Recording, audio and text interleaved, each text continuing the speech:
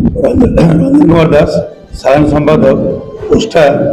तथा school college कर्मचारी सम्मान समिति आभार। आज आपण माध्यम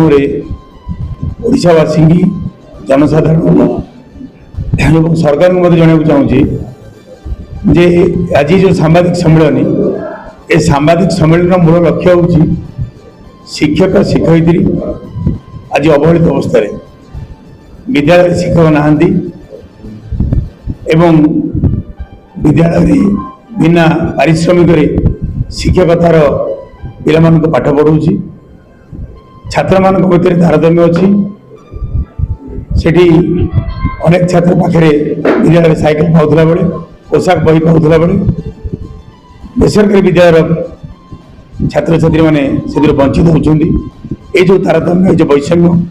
या दूर करवा सहित शिक्षक मान भितर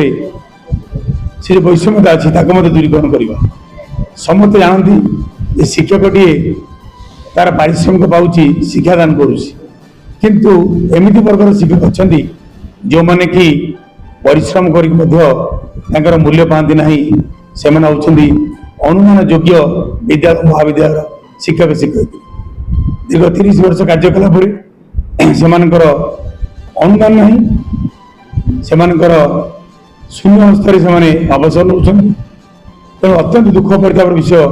2013 अनुदान आईन रु से वंचित होती 14 अनुदान आईन रु कॉलेज वाला वंचित अच्छा तेणु बारंबार प्रतिश्रुति पाई किंतु प्रतिश्रुति सरकार आज कार्यकारी हो पारना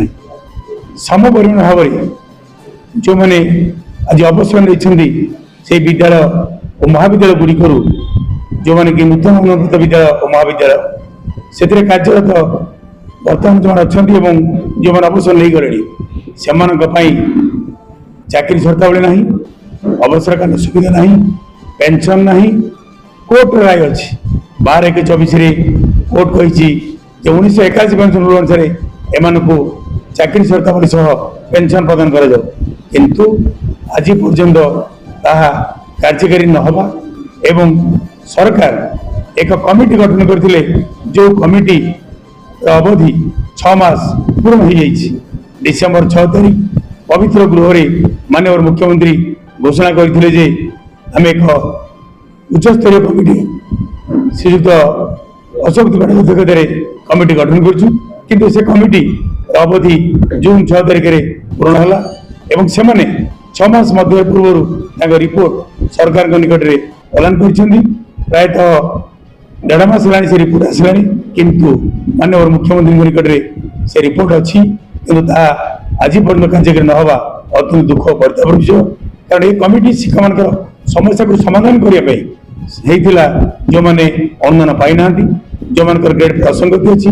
जो मान चाकरी पेंशन ना जो मान कि आंटिडेसन अच्छी चुक्ति शिक्षक मान नेशनल इंक्रीमेंट एवं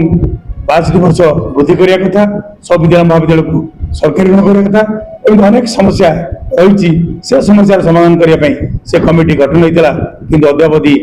कार्यकारी नहबा प्रतिवाद आम 29 तारीख दिन एक विशाल समावेश और गणधारणा अनुष्ठित करने जाऊँ जो थे कि समग्र ओडिशार शिक्षक शिक्षयित्री मैंने जोगदा को जाऊँ तेणु यही कथा आपमाध्यम जनवाक चाहूँगी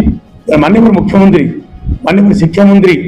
तुरंत हस्तक्षेप करूँ एवं जो समावेश आसंता 29 तारीख दिन होगा जीव से